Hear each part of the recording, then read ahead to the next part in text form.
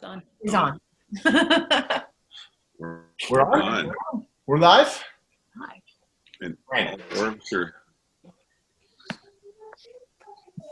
now that we're live, everybody's stopped talking. I'm just waiting for the classic Michael Scott moment of "Good morning, Vietnam." Some awkward Brant moment. Well, Yeah. I was thinking live from New York City, but clearly two different. Yes. Speaking live from the basement of the Cardoza house. Hey, Brant, just for everyone watching, why are you in the Cardoza house? Oh, Greg, I'm in the Cardoza house because they just love my presence. They need me. No, you know, our grandpa speed internet, as I've been called, has caught up with me finally. So right now at home, I'm assuming my wife and daughter are online. And when we all go online, I turn into a frozen statue. Or that's what they tell me. So that's why. It's true. And for all those in tech land, yes, we have moved up and at a cheaper price. You know, it was great. We're moving up on Tuesday into the first world from the third world internet. So it should be fun. All right. Should we get started? Yes. It is, again, so this is different, everybody. So for those who are watching, and there's going to be probably people coming in later, so they'll probably wonder what's going on. So if they ask you, you can tell them about it. But if you've noticed the last few weeks, we've been doing online UChurch by, you know, people sending in some parts and pieces. It's been great to have people do some worship sets or a couple of songs or whichever, and we're going to continue to look at ways in which we can all participate, and that's kind of leading to why we're doing this today. And so what we're finding, so today what we're going to do something brand new, and we haven't done this before. This is our first go, so grace, and as children, we get to experiment with things, and one of the big experiments is I'm not going to be speaking. I'm going to moderate. That's going to be interesting. We'll see how that goes. And so here we go. Why are we doing this a new way? So I just want to mention that, you know, as UChurch gathered in the past, we would get together, and sometimes we do what we called shotgun service. We'd get together and have different people that would come together, and they put together a 6-minute or so message, and we'd get together on a Sunday morning, and hopefully they'd all line up, and they typically would. The Spirit would kind of knit them all together, if you could see that. So it's really good. The challenge with that is not, it wasn't a challenge, it was really good, but everybody's hearing individually parts and pieces. And God's had us as a community on a journey now for a few years. And as you can see on the website, it's changed to where, what is God doing in our midst? It's kind of the big question that we're asking, or literally putting out there. What is he actually doing in the midst of his church, which is his people, not the structure of a community, not the fact that it's got a name, because there's people here watching online from different places that are not, quote, in Calgary or attend UChurch family gatherings, but you're connected. We're connected because we're part of the family of God. And so he's speaking to us now on a broader level and talking to us in oneness. And quite frankly, a few months ago, Nolly stood up and spoke a message, and she declared something out over our community and the community in general at large, that he was now calling us into oneness. And in a lot of ways, that's beginning to happen. We're starting to now hear more collectively, not just a shotgun message an individual has and they come, but we're now starting to hear what he's doing in each of our lives. And it's starting to mold together and mix together, and also go beyond our borders. It's going into the city, it's going into the nation, and different parts from around places. And so this is a real practical experiment, because we've been learning to hear him and follow him, knowing that the old norms are not going to be the things that we're going to go back to. not necessarily about the structures, but the way that we would operate and listen together. And so today we're going to do something unique. I'm just going to moderate and invite some people to share what's been going on in them as it relates to the community and how that kind of dribbles over into us. And the reason for that is not just to hear from these hardworking people, but also for the fact that all of you out there have parts and pieces. God doesn't just give his revelatory insights to a person. He gives it to all of his people. That's why we can say, as Paul says, I can't say I have no need of you, because you have gifts and parts and pieces that I need, and vice versa. And so we're going to move in this direction. We don't know how long it's going to be before we can physically get back together again. And so we're following him into this new zone of experimenting, if will, and finding ways to hear from other people. And so we're going to take a run at this. So on this screen today, you're going to see us go for about 30, 34, 35 minutes or so. And the reason why it's these people, it's going to be Sean and Angela and Greg and Jodie. I'd love Eric on it too, but he's sitting over in the corner doing all the tech stuff behind the scenes. But we've been together now working on this stuff for, 5 weeks.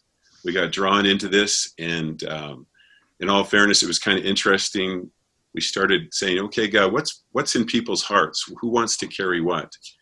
And, all of a sudden, Eric says, I feel I'd like to carry this thing of helping communications, launch. And other people had different things. One of the things that's in Greg's heart was he really cares for this community, cares for everybody being a part and that it worked well. And so he took on the Sunday facilitation as an example and bringing that together. And it was a great relief to me and others, just because one person can't do it all. And it's no longer, and shouldn't be, a person doing everything, but we can start caring from our heart. So, but Greg stepped into an interesting storm, because as soon as he takes it on, within a few weeks, we end in a pandemic zone. And now he's been learning, and we've all been learning. Eric's been learning. Jodie's been learning. We've all been doing this. And so we've spent so much time together. We've tried to be social distance from everybody else so we could be together. And we feel that's going to shift a little bit down the road. We're going to start doing this a little bit more separated. So we're actually in different homes right now, and experimenting with this. So that's kind of the background as to why we're going to do this today. Put on your open-hearted ears and listen. Don't just think of the program, if you will, or the method in which this is happening, but if we can just go to our hearts, that would be great, and just listen to what is he saying through us and to us. And then when we go into our Zoom breakout rooms, I believe it's going to continue like we have in the past. As we transition to this, one comment about the Zoom rooms has been amazing. My last one, last week, we went for 2 hours, and we just let ourselves go into our hearts, if you will, and what's going on, the anxieties, the pressures, different things like that. And it was an incredible time of just being the body with each other. So I just encourage you, that's definitely where life is flowing with for many of us, not everybody yet. If you don't feel safe, it's hard to open your heart, but he is drawing us into this space. So moderation, introductions done. Now we're going to jump into this. So I'm going to actually start with a question, and I'm going to point this to Angela, because and give a little context. A number of months ago now, I guess it's January, she was telling me about, and telling us in our staff meetings. And on our staff meeting calls, we have Amy, Jen is there, Nolly, us here, that you're going to see. Other people can be a part of it if you're carrying things, but so lots of things are being shared. And Angela is sharing just about how she was seeking out to hear God for the year. And I believe what God was telling you, Angela, was something that was for all of us. And so would you give us a little backstory as to what that was? Because this is for everybody, taking us from individuality into something else. So go for it. Sure can. I hate going first, but I will now. I always like to go last. Yeah, I guess it all started last year. So in previous years, I would spend most of December just asking God, well, thanking God for like the year, and then also asking him, what does he have for the future? What does he have for us? What does he have for me? What does he have for our kids? And it went like 3 or 4 weeks of him just not answering my question. And so I was out for a walk one day, and he's like, God just says to me, do you want to ask me why I'm not answering you? I was like, yeah, maybe. Yeah, I guess that's a pretty safe question to ask. Like, why aren't you answering me? And he's so gracious. He's like, oh, great question, Angela. I'm so glad you asked. Like I came up with the question. And he's like, I'm not going to share anything with you individually anymore. Like you are going to have to, this is me personally, going to have to share what's going on in your heart with other people. And so I won't give you revelation. I won't give you understanding. I'm not going to unlock anything in your heart until you do it in community.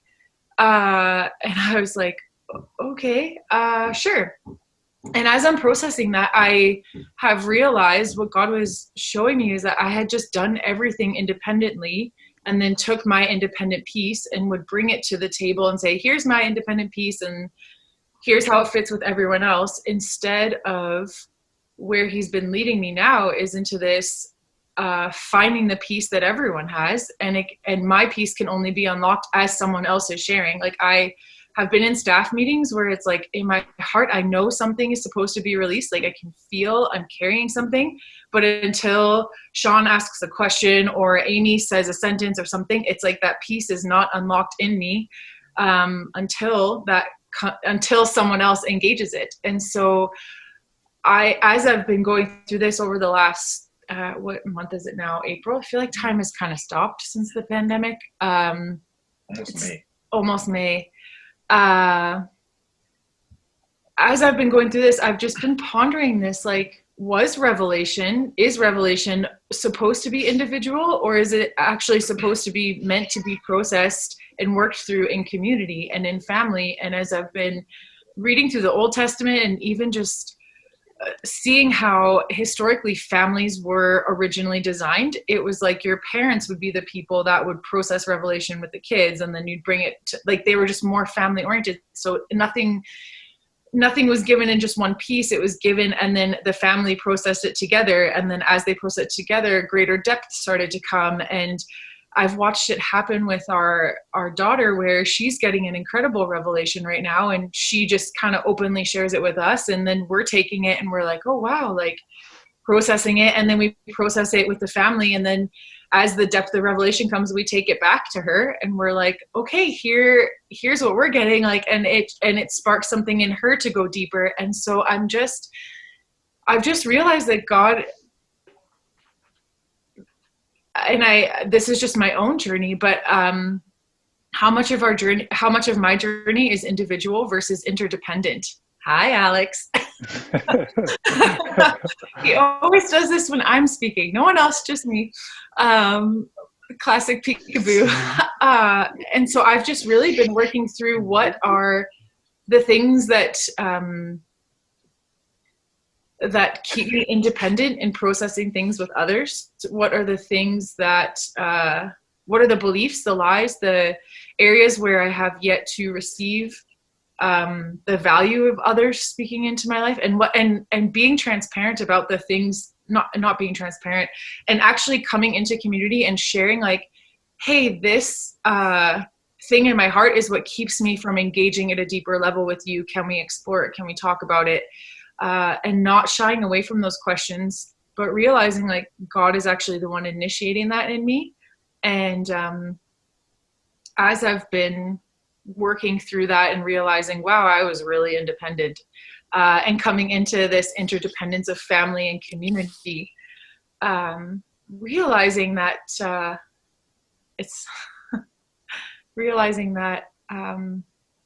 just really value God inside of other people, and I really need God inside of other people. I'm like, sometimes for me, it's like looking past a person in a sense to find what God has put inside of them, because there's something inside of each person that I need. And so I am just in a place now where I am intentionally mining out something in someone else, perhaps for a selfish reason, but knowing that I have to mine out whatever's in them for whatever to be in me released.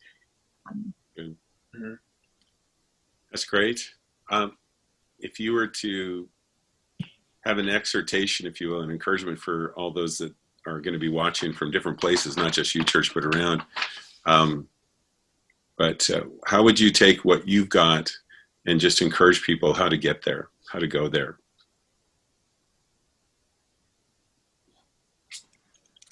How to risk being seen and known and listening corporately? Mm-hmm. Oh, I think that's a double-edged question, because I actually didn't do any of it. God did it all inside of me. Like I can't perform at vulnerability. And when I tried, it just backfired. And so that's a really tough question to answer, because it's maybe perhaps the answer is like, just rest in where he has you right now. And allow him to and I've just been like pondering this as love keeps coming into my heart, the stuff is coming out. And I, for so long, focused on the stuff that was coming out instead of talking to people about the love that's being poured in. And so I have just shifted more of the conversation now to what is the love being poured in, realizing that that's him pouring himself into me. And as that is shared, other people share what he's deposited into them. And so, yeah, I don't know how to answer your question, Brant, because I don't want to throw something out there that causes people to perform in vulnerability or perform in taking risks. It's just a restful place of, hey, it's okay to be where you're at. And I personally, I'm not expecting you to be somewhere that you're not. And so there's no expectation for you to be where I'm at. It's more just allowing him to initiate conversations. And the one thing that's coming to my heart as I'm saying this is like, the biggest transformation that happened in my heart is that I had a really hard time just sitting before God, trusting that he would draw good things out of me. I always thought that God would draw painful things or traumatic things or evil things, whatever, and he would always expose them that way.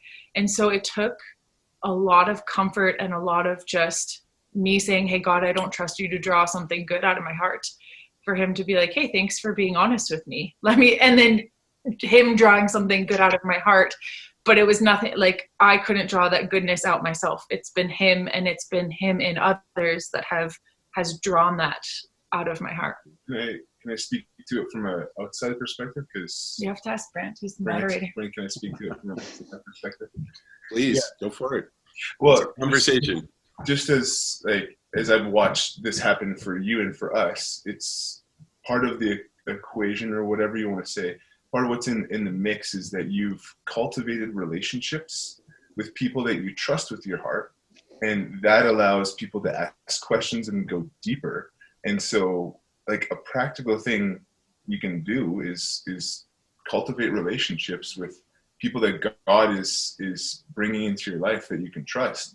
And as that happens, just you build relationships. It's not like you went to that super deep place right away, but you just spend time with people and just talk about what's going on in your life, and you're just real. And then as you do that, you create that space for revelation, for the revealing of yourself to flow, and the revealing of that other person, the revealing of God inside of each other. And then that creates a security in that relationship, and a security inside of you to go a little deeper. That's what I've noticed, at least. Yeah. That's great. Sure. Yeah. Like there are definitely some relationships that are deeper than others, but over the last however many months it's been since January, I think I've realized that just everyone has a piece to offer to my heart. And so it's not like the depth of the relationship. Sure, like there's a depth that can go there. But there's been this shift in my heart where it's like because something has shifted in my heart, and there's now a trust in who God is. I have come to this place of like, I actually trust God inside of other people. So it could be, and so I have there's nothing, I can't say what my steps were to get to this place, but I've watched how it's been a lot easier for me to live open-hearted towards everyone, without the depth of relationship or not. And in my heart, know that whatever's coming out in that conversation, the other person will have something to offer to me. And not questioning the motives or judging the motives or why would they be asking me this, like just actually receiving from a place of trusting in him. And if it's not from him, he'll work it out in my heart and I can process that with him. But it's been different. Yes, depths of relationship, sure. But there's also this other thing now where it's like, actually everyone that I've talked to over the last however many months has had something to unlock or offer or reveal or bring a depth to. Yeah, that's great. Thanks. I think that's a neat point. I'm going to flip over to Sean here and just ask you this question. It seems to align. Everybody in there is going through and experiencing God in different ways in this season, and as we all know, this shutdown, this pulling back from the norm, is creating a different space for people. Sometimes it's busy, sometimes it's not. Love to have a question to you as couples here, which is Jodie and Greg and Angela and Sean. You all have kids at different ages, and it's not like you're having a vacation at home. It's added a bunch of stress, if you will, or anxiety. So ponder that, how you would answer, what kind of advice you would give to somebody. But I'm going to go after Sean here on a question that's not related to your kids per se, but something that you brought up a few weeks ago, and it was just about what you were learning about this season for yourself. Seemed to be really pertinent for others to go from kind of what you know in your head to what you know in your heart. Seems like that's also happening in the community. We're not trying to live from a place of knowledge. We're living from a place of presence. And then recently, when we've listened together in intercession times, and everybody's invited to that, you've offered, one of the things constantly, in a sense, was you would hear an invitation to sonship. So I'm just going to leave that open to you, but what's going on? What have you been seeing revelatory to yourself that you believe is part of what is a community locally and nationally that we're all learning about? How would you? Yeah. I mean, I don't know if I can speak to what's going on as a community or locally or nationally, but I can speak to what's been going on in me. And probably, I don't know, a few months, what's been happening is I've just had no desire. I've had no desire to listen to sermons of pretty much any kind. I've had no desire to pick up any sort of Christian book. I often like to go to sleep listening to, somebody speaking something that has really touched my heart. But lately, I have not wanted to at all. I have purposely been avoiding coming to church, and when I say that, I mean Sundays, as well as even often I like to help facilitate, but there's been this thing in me that hasn't wanted to. And so that had been going on for a few months. And as that's been going on, I started to get a little worried about myself. I started to get a little worried if I was, when I became a new Christian, people always talked about lukewarm or backsliding and how you need to be aware of that. And I was like, oh no. And I started to wonder, am I starting to get burnt out? Am I starting to reach a point where I just this stuff doesn't hold the same value or truth or life to me? And it was something my heart was actually quite at peace with, but my mind, my understanding just couldn't keep up to. And finally, there was one day I just asked God, are you concerned about me in this moment? I'm a little worried. And I heard him say something really clear. He said, well, actually, Sean, your heart is detoxing from memorization, the things you've memorized. And I do have a great desire to share who God is with people. It's awesome. However, I think I've gotten really good at hearing other people who are pretty good at it and memorizing what they say and then just parroting what they say. And some of it I know is me and some of it I know isn't. And so I've also been super sick of hearing a lot of people speak about things that it's clear that they don't actually have the experience or the substance of. And I think the reason I've been sick of it is because I'm sick of it in myself, of standing up and speaking about things that I don't actually have the substance of. And so in this time of letting go of a bunch of stuff, I'm starting to see what's actually in me, what's actually been deposited in me, what I really see and believe versus what I think I do because I just read it and remember it really well. I can memorize things really well. I learned 60 names of all my students that I taught this semester in 2 classes. And so with Christianity, I think it's easy for me to do the same, to pick up a book, read it, and then say all the things that I've learned and sound really spiritual and wise and smart. But I'm seeing how that doesn't help people, that doesn't change their lives. And frankly, it doesn't change my life either. And so it's been a quiet time, an invitation into quiet, into silence, into listening and waiting for him to show up and reveal what he's already put in me. And I'm finding more and more that my heart is at peace and calm and knows things that my mind is still just catching up to. And sometimes it takes my mind months. So. That's great. That's good, Sean. Thanks, Sean. I've got one more question for you that is somewhat related.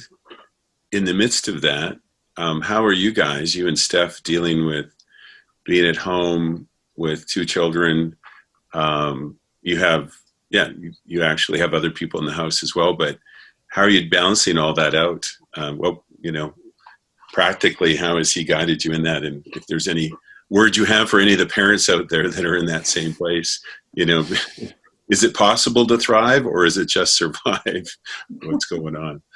I mean, that's going to be up to them and their individual heart, right? But for us, it's just been we got to get out of the house and take them for walks because it used to be so easy for our regular life, like work, to be included with our kids. Like I could hang out and spend time with students and do normal stuff.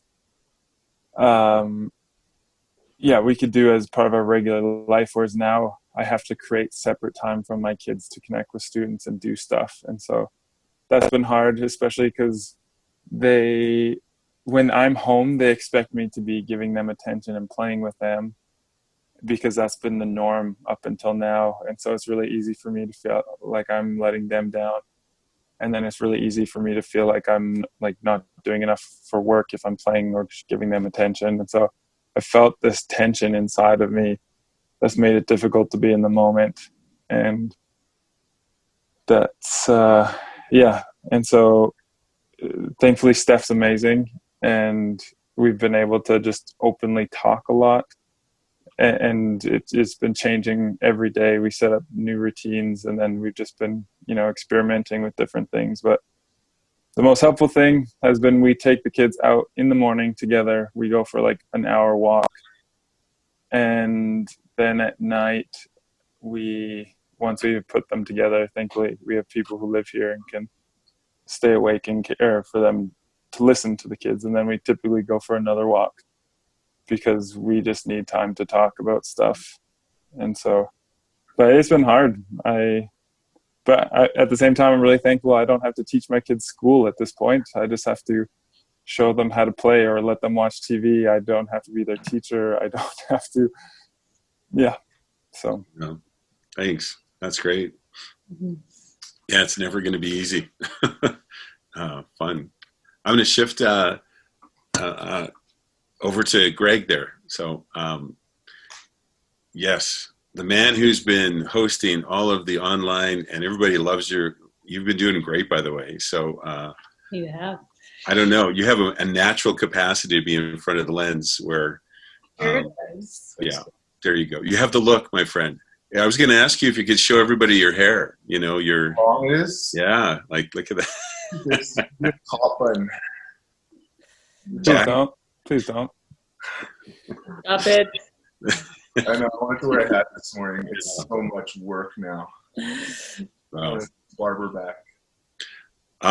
My question is going to be to you, Greg, or just you know. And by the way, the answers don't have to be answer the question. You could be no, I'm not going to answer that. You can do anything else, but we can mute you. We can, you know.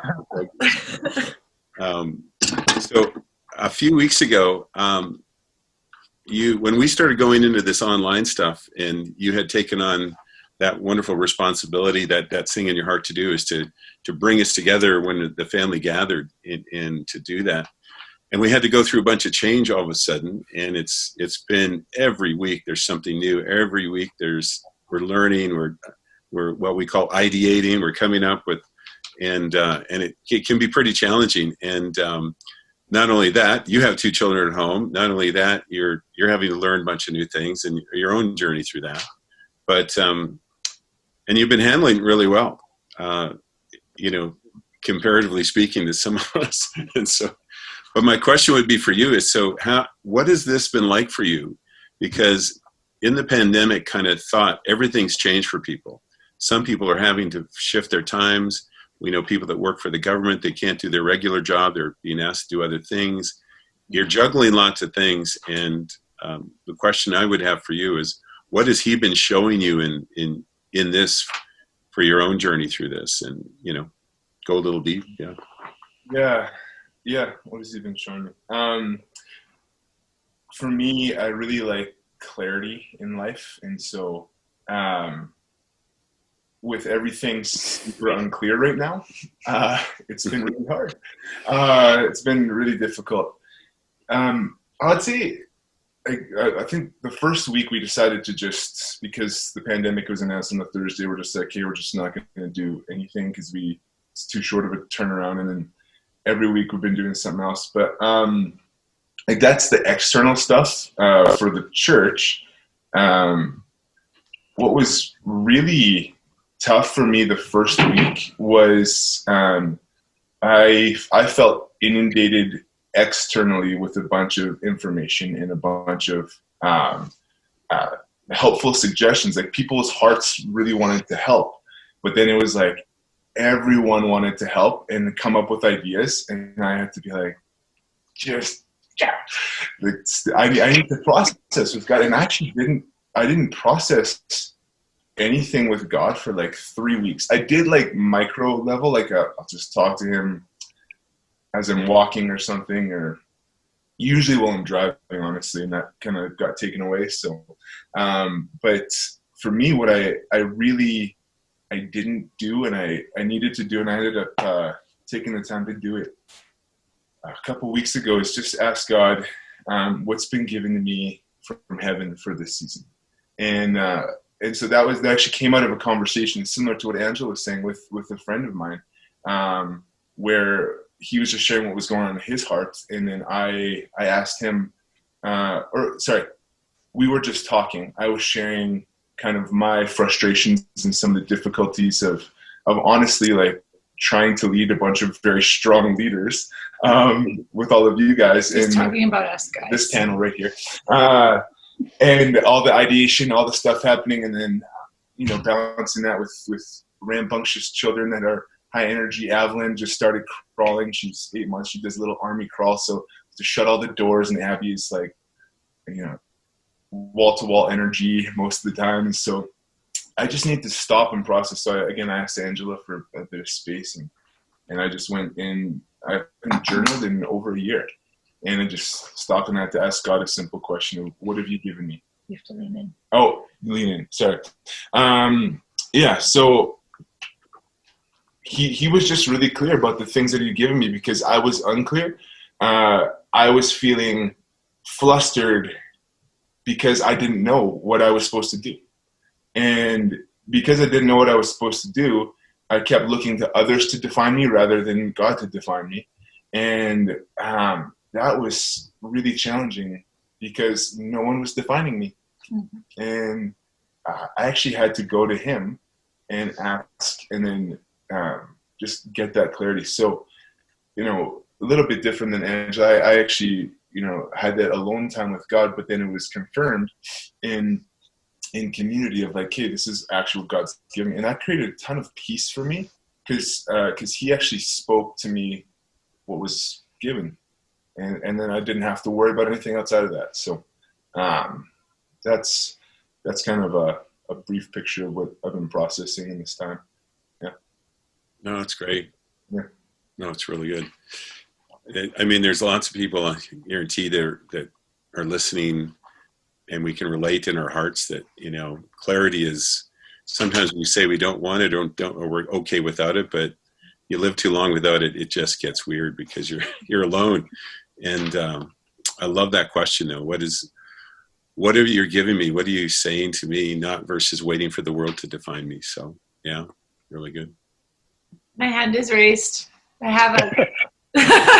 Okay. Well, I thought you were waving. Hi. And that wasn't a wrap it up either. It was just that because I know some of the questions that Greg has asked God in this season and questions that we've asked as our family.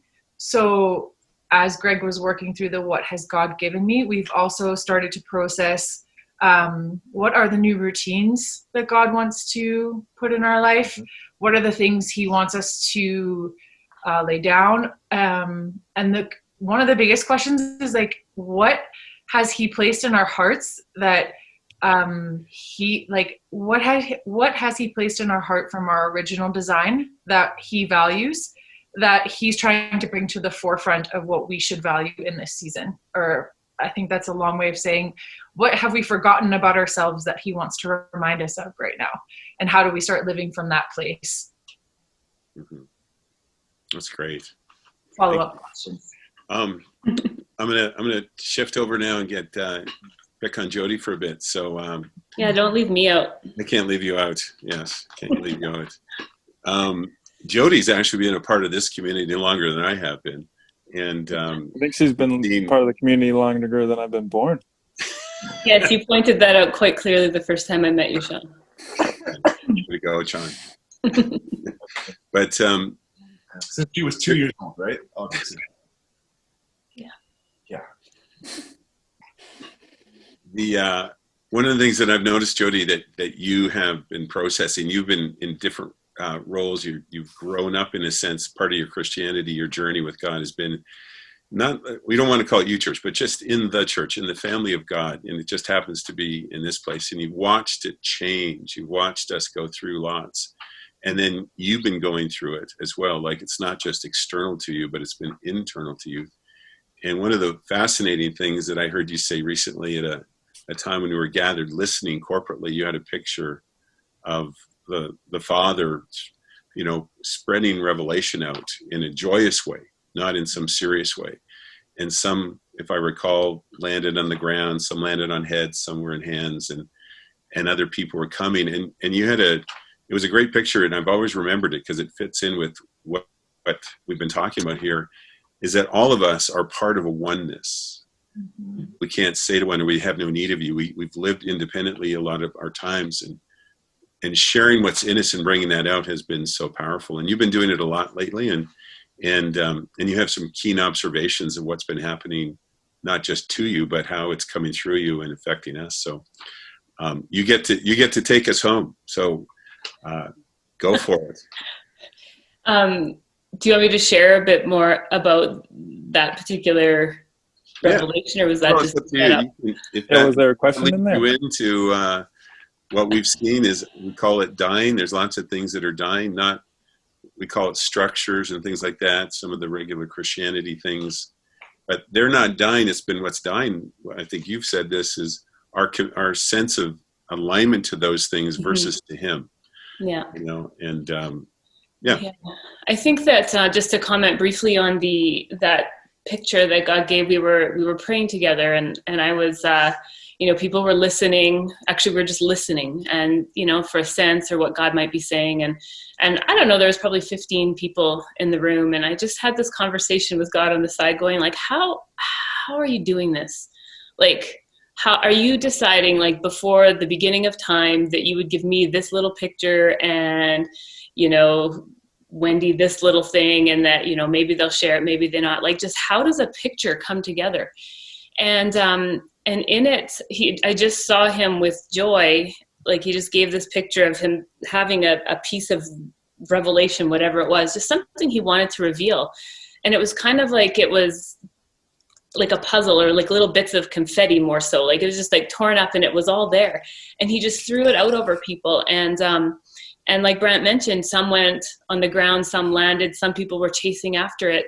And there was just a joy in it. And so I think the biggest takeaway from that picture, you can ask me about it some other time. I know that was very high level, and maybe it made sense or not, but the sense that God it's this interaction as we step more into enjoying the process of listening. And as we do gather together, I don't think we need to be super concerned that we're going to miss something, or that, we don't have to go into those moments or into life going, oh my gosh, like, am I totally missing something? Am I missing out? But to trust that God will bring what needs, like the pieces of the picture, that it's an unfolding over time. It's not like in one moment we have to have the whole thing. And I think that that's sometimes what we really want, but it's so neat to be able to just step into this journey and this unfolding with being able to hold it lightly, where we acknowledge that we don't have all the pieces yet. And we probably won't for a long time. We will rely on one another's and what they have, what they've heard, and we get to just work it through. And I think it's a beautiful thing, as long as we've created the space for ourselves and together to actually listen. Just to jump, one of the things, because you mentioned the structures and me being kind of a process, and I just love to think and observe how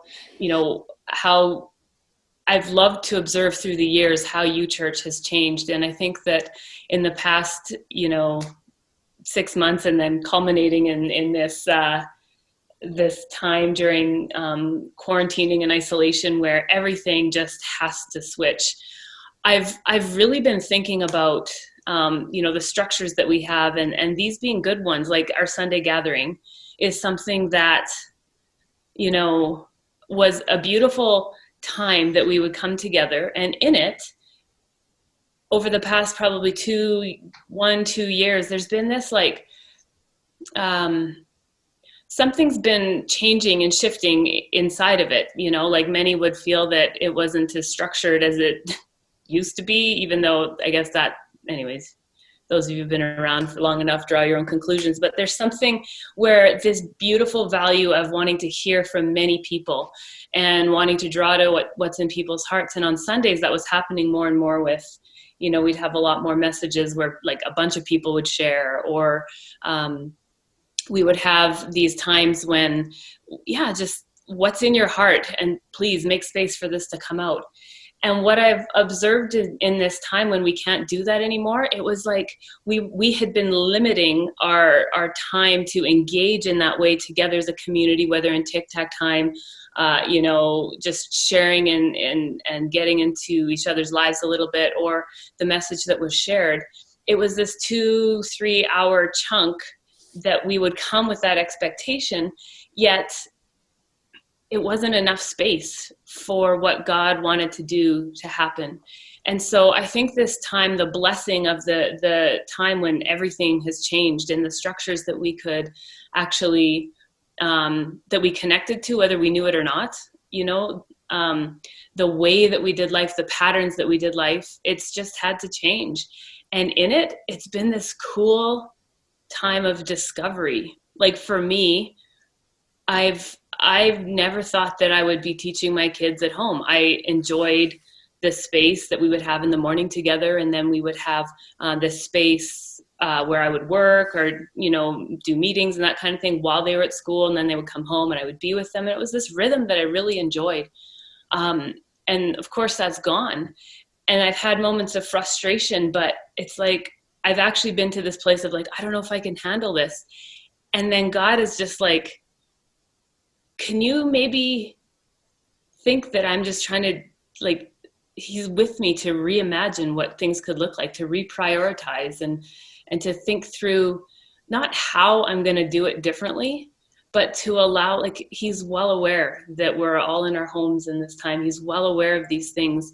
And what could he deposit in us of creativity and innovation to live differently, that once we are back together, living life, where we can gather and that kind of thing, that will have shifted enough so that we're actually still in this heart-to-heart, spirit-to-spirit connection that we can continue enjoying, even though some of those structures that we used to be potentially limited by or that were indeed a blessing, they start coming back. But there's been such a shift in all of our hearts. I'm excited to see where God will take this and us. And so I feel like the biggest word for me in this time in my heart that he's speaking is just the word reimagine, the word innovate and change, and not just the external things around me, but just the way I view the world, the way I view God and being a daughter,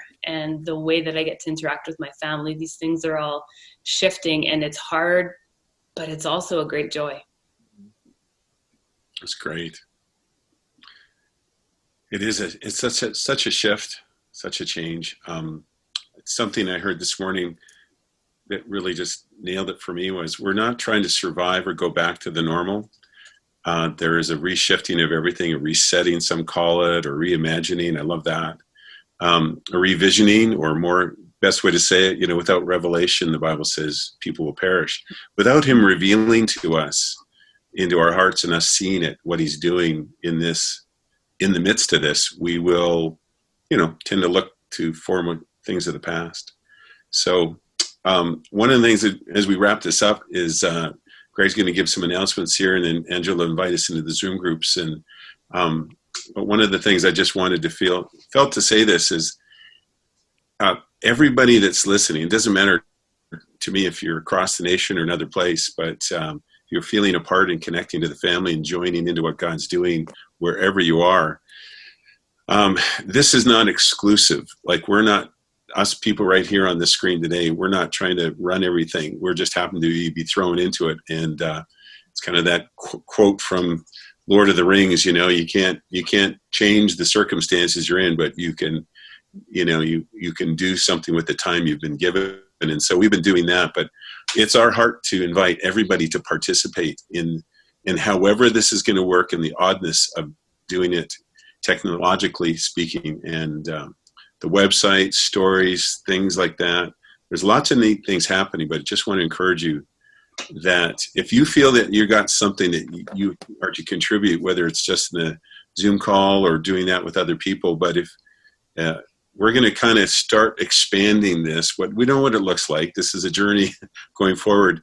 And the reality is we're not trying to come up with structures. We're trying to come up with, listening to what's in people's hearts and what they have to give. So, and I'm just going to, when it comes to Sunday stuff, I'm just going to throw Greg under the bus with, make sure you get in contact with him, and we'll process it together. And it could be a whole new thing for everybody. So that's very vague, but if you have something, talk to Greg about Sundays. And so take it away, Greg. You got that, Greg. Oh, thank you for throwing me under the bus and announcing that you're going to throw me under the bus. Hey, power of moderation. Driver Brant. Wow. Yeah, we're gonna change up Sundays. That's why we're trying this format today, is because we want to invite you guys into it, because you're probably getting sick of just seeing Brant and I. So we wanted to hear from you guys too, and there's going to be lots of ways we can do that. So announcements. If you aren't here now, louder. Okay, I'll speak louder. Thanks, sir. If you're not here, Pushing me forward.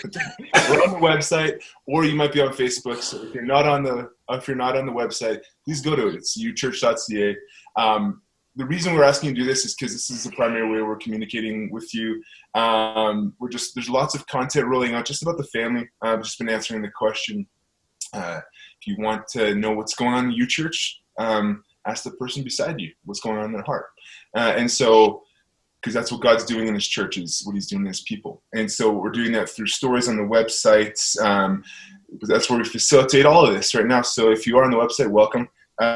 If you haven't yet, please download the UChurch app.